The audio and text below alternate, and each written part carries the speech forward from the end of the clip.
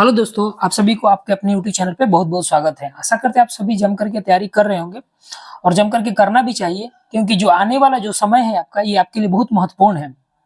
इतना महत्वपूर्ण है कि आप बेरोज़गार से रोज़गार की श्रेणी में आ जाइएगा क्योंकि जो बीपीएससी के माध्यम से सब इंस्पेक्टर का जो बहाली होता है, बहुत तेज़ी से फ़ास्ट काम होता है।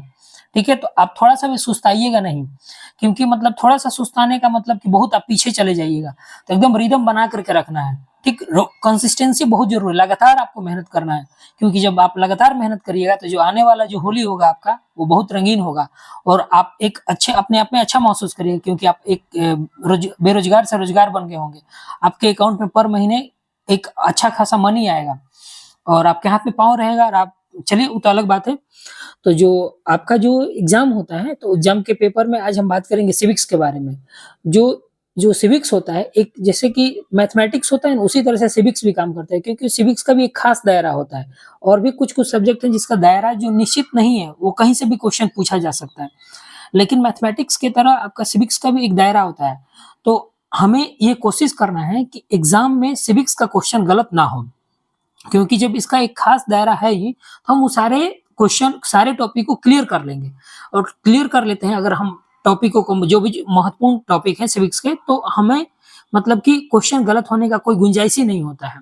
तो ये दिमाग में सबसे पहले आप डाल लीजिए कि जो सिविक्स का जो क्वेश्चन होता है, वह गलत नहीं करना है क्योंकि सिविक्स का जो दायरा है बहुत छोटा है। छोटा कहने का मतलब कि जैसे देखिए, अगर फंडामेंटल राइट है, तो फंडामेंटल राइट कितने हैं? 6 हैं। तो उसी 6 से ही ना क्वेश्चन आएगा। अब 7 तो नहीं बना देगा, 8 नहीं बना देगा, तो जब 6 ही है तो हम 6 को पढ़ नहीं लेंगे।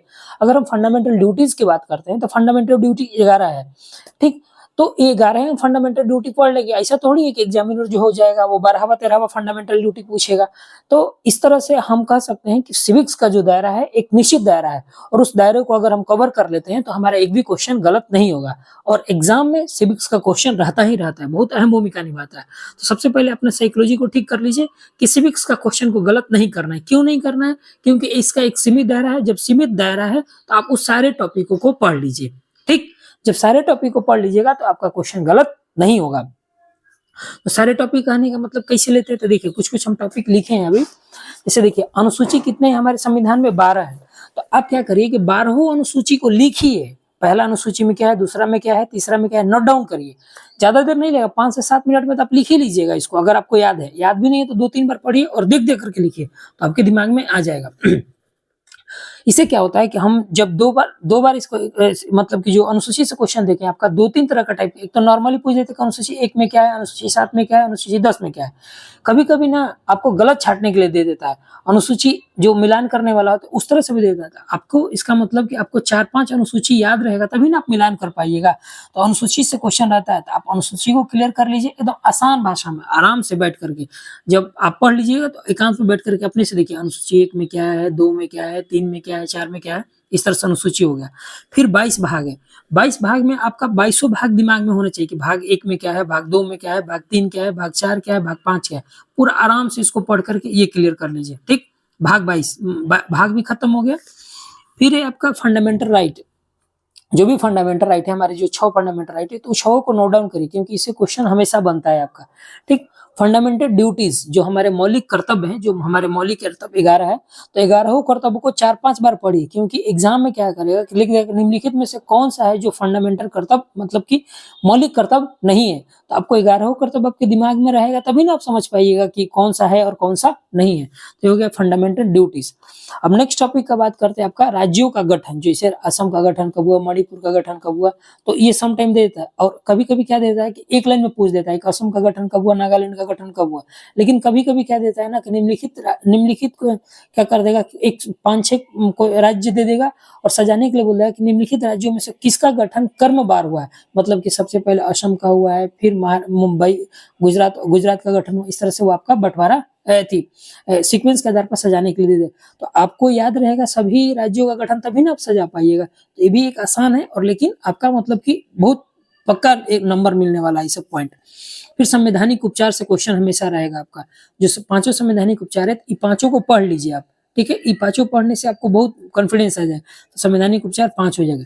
डीपीएसपी, जो राज्य के नीति निर्देशक तत्व हैं, तो ये बहुत महत्वपूर्ण है। देखिए, राज्य का नीति निर्देशक तत्व और जो मौलिक ड्यूटी थी, मौलिक अधिकार होता है, इसमें अभी फंस जाता है। तो जो मौलिक अधिकार होता है ना, वो हमें मतलब कि वो हमारा हक है, वो पब्लिक हर आदमी का वो जन्म लेते ही हमें मौलिक अधिकार प्राप्त हो जाता है।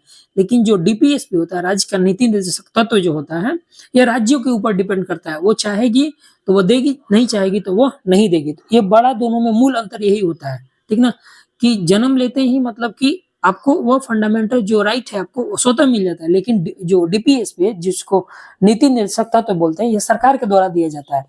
और ऐसे भी आप कह सकते हैं कि जो नीति निर्देशक तत्व जो होता है, यह सरकार का मार्गदर्शन करता है कि ये पब्लिक को देना चाहिए। तो खैर अभी चलेंगे तो वीडियो बहुत लंबा हो जाएगा। चलिए फिर आगे टॉपिक चलते हैं। प्रेसिडेंट से हमेशा क्वेश्चन रहता है। जो राष्ट्रपति टॉपिक है, जाकर के अपना लूसेंट जो भी बुक है, क्राउन वगैरह, आप उसको निकालिएगा और 52 से 61 तक का जो अनुच्छेद है वो पढ़ लीजिएगा। 52 में क्या है, 53 में क्या है, 54 में क्या है, इस तरह से 61 तक प्रेसिडेंट के बारे में, इसे हमेशा क्वेश्चन आएगा। फिर मुख्यमंत्री के बारे में भी हमेशा क्वेश्चन आता है, तो मुख्यमंत्री का टॉपिक निकाल करके आप पढ़ लीजिएगा। हाई कोर्ट का स्थापना दिवस, ठीक है, जैसे कि इलाहाबाद हाई कोर्ट का स्थापना कब हुआ, मद्रास हाई कोर्ट का स्थापना कब हुआ, ये भी महत्वपूर्ण टॉपिक है। और स्थापना वर्ष के साथ ही उसके खंडपीठ होते हैं। जैसे इलाहाबाद जबलपुर का जो मध्य प्रदेश का है, तो मध्य प्रदेश में कितने खंडपीठ है, एक मुख्य होता है और 2-3 खंडपीठ होते हैं। अब कोलकाता के बारे में बात करेंगे तो कोलकाता का भी खंडपीठ होता है, क्योंकि अंडमान निकोबार उसमें चला जाता है, तो खंडपीठ भी जरूरी है। बस एक सरसरी निगाह से देख लीजिएगा तो आपके दिमाग में चढ़ जाएगा स्थापना के साथ। फिर सर्वोच्च न्यायालय और हाई कोर्ट में क्या क्या अंतर होता है। अंतर का मतलब कि इसका जजों का नियुक्ति कौन करता है, उनके जजों को निकालता कौन है, सुप्रीम कोर्ट का जज बनने के लिए क्या चाहिए और हाई कोर्ट के जज बनने के लिए क्या। ये जब आप दोनों टॉपिक पढ़ लीजिएगा तो अपने माइंड में एक कंपैरिजन करके इसको पढ़िएगा और कंपेयर करके नोट डाउन कर लीजिएगा। तो आप एग्जाम में ऑब्जेक्टिव क्वेश्चन में आपका दिमाग मतलब कि आप सोच करके आप क्वेश्चन को सॉल्व कर दीजिएगा। अगर डायरेक्ट क्वेश्चन नहीं भी पूछा, इनडायरेक्ट में पूछा, तो आप सॉल्व कर पाइएगा। तो इसलिए सर्वोच्च न्यायालय और उच्च न्यायालय दोनों का अंतर समझ लीजिएगा, दोनों का टॉपिक पढ़ लीजिएगा लूसेंट और करंट में जाकर के, तो आपको क्लियर हो जाएगा, ठीक है। सर्वोच्च न्यायालय और हाई कोर्ट हो गया आपका। फिर आपात जो होता है, 3 तरह का आपात है, राष्ट्रीय आपात, वित्तीय आपात और ये जो राष्ट्रपति शासन होता है, तो इससे हमेशा क्वेश्चन होता है आपका, ठीक है। तो तीनों का अंतर बना करके लिखिए। राष्ट्रपति शासन तो बहुत छोटा टॉपिक है, राष्ट्रीय आपात को थोड़ा अच्छा से पढ़िएगा, थोड़ा लंबा जाता है लूसेंट में। तो राष्ट्रीय आपात को थोड़ा देखिएगा कि कब लागू होता है, किन किन परिस्थितियों में लागू होता है, कितने दिन तक यह रहता है, ठीक। वित्तीय आपात भी बहुत छोटा है, तो राष्ट्रीय आपात को बहुत ध्यान से पढ़ना और तीनों को अंतर देखते हुए आप पढ़ लीजिएगा सीक्वेंस में, तो आपका सही हो जाएगा, ठीक। अब नेक्स्ट आता है आपका संविधान संशोधन। संविधान संशोधन सारा इंपॉर्टेंट नहीं है, आपका जो मुख्य है आप देख लीजिएगा जो सेट, जैसे कि 42, 44, अनुच्छेद 1, संविधान संशोधन 1, संविधान संशोधन 7, 21, इस तरह से छांट लीजिएगा। अगर आप कहिएगा तो हम एक अलग से इसका वीडियो बना देंगे कौन कौन सा मुख्य है, लेकिन 99 से लेकर के जो अभी वर्तमान में जितने भी है वो आपके पूरे दिमाग में होना चाहिए, 99 से लेकर के अभी तक वाला, ठीक है ना, क्योंकि ये सब करंट में चलते रहते हैं, तो इससे क्वेश्चन हमेशा बन जाते हैं। तो चलिए आज वीडियो भी थोड़ा लंबा हो गया। अगर यही एक टॉपिक छोटे छाट करके रखे हुए हैं, लेकिन हम कि आपको बताएं तो आपको हम बता दिए, लेकिन हमेशा ये ध्यान रखिएगा कि सिविक्स का क्वेश्चन सेट में गलत नहीं होना चाहिए। अगर गलत हो रहा है तो ये आपका कमी है। आप जैसे ही क्वेश्चन गलत हुआ, आप उस टॉपिक को जाकर के पूरा क्लियर करिए, ठीक है। अपने आप से कहिए कि कल से सिविक्स का क्वेश्चन गलत नहीं होना चाहिए, तो नहीं होना चाहिए, क्योंकि अपने आप से पूछिए, क्योंकि इसका जो अपने आप से कहिए, क्योंकि इसका दायरा जो है वो सीमित है। जब सीमित दायरा हमें पता चल गया है तो हम इसे क्यों नहीं क्लियर कर ले, ताकि हमें आगे जो सेट आएगा उसमें क्वेश्चन गलत ना हो। तो आज के लिए बस इतना ही, फिर मिलते हैं अगले वीडियो में, तब तक के लिए जय हिंद।